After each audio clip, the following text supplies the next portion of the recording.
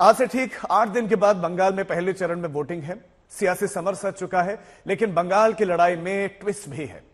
बंगाल की चुनावी लड़ाई हर दिन नए मोड़ पर है। एनआईए पर मेदिनीपुर में प्रहार, बंगाल पुलिस की एफआईआर और केंद्रीय एजेंसियों की हाईकोर्ट से गुहार।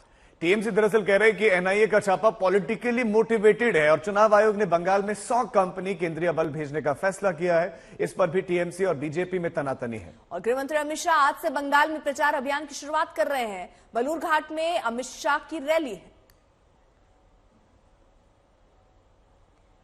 एनआईए ने कलकत्ता हाईकोर्ट में अर्जी दी है कि बंगाल पुलिस ने जो एफआईआर दर्ज की है उसको रद्द किया जाए। और मेदिनीपुर कांड के बाद से पश्चिम बंगाल पुलिस ने एनआईए अधिकारियों के खिलाफ मुकदमा लिखा, समन भी भेज दिया।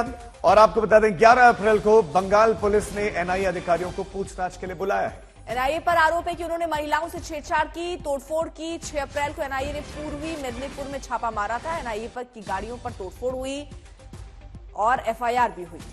और अब थोड़ी ही देर बाद कलकत्ता हाई कोर्ट में इस मामले में बहुत महत्वपूर्ण सुनवाई होने वाली है।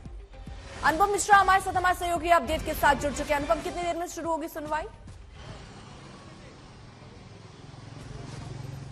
जी देखिए, 2 महत्वपूर्ण अपडेट हैं। अभी थोड़ी देर में ही सुनवाई शुरू होने वाली है जस्टिस जयसेन गुप्ता की अदालत में, जहां पर एनआईए की ओर से जो एफआईआर उनके खिलाफ दर्ज की गई है बंगाल पुलिस की ओर से, उसको खारिज करने की मांग की गई है। तो ये एक पहला अपडेट है। दूसरा अपडेट है, थोड़ी देर में अमित शाह गृह मंत्री वो पहली बार बंगाल चुनाव में बंगाल में रैली करने वाले हैं, क्योंकि इससे पहले तक हमने देखा प्रधानमंत्री नरेंद्र मोदी ने कमान संभाली हुई थी। अब अमित शाह के हाथ में कमान है और बालूरघाट में वो रैली करने वाले हैं, क्योंकि बालूरघाट, अलीपुरद्वार, कूच बिहार, इन तीनों जगहों पर पहले चरण में चुनाव है और तीनों ही सीटों पर बीजेपी ने 2019 में जीत दर्ज की थी। खासतौर पर बालूरघाट में, जहां आज वो सभा करने वाले हैं, लगभग 33,000 वोटों से उन्होंने जीत दर्ज की थी। तो ऐसे में पहली बार जब कुछ महीने पहले अमित शाह कोलकाता आए थे, तो उन्होंने एक मीटिंग के बाद तय किया था कि जो टारगेट है वो दिया जाए कम से कम 35 सीटों का। लेकिन उसके कुछ दिनों बाद उस टारगेट को घटाकर जो बंगाल बीजेपी है उसके लिए 25 सीटों का टारगेट दिया गया।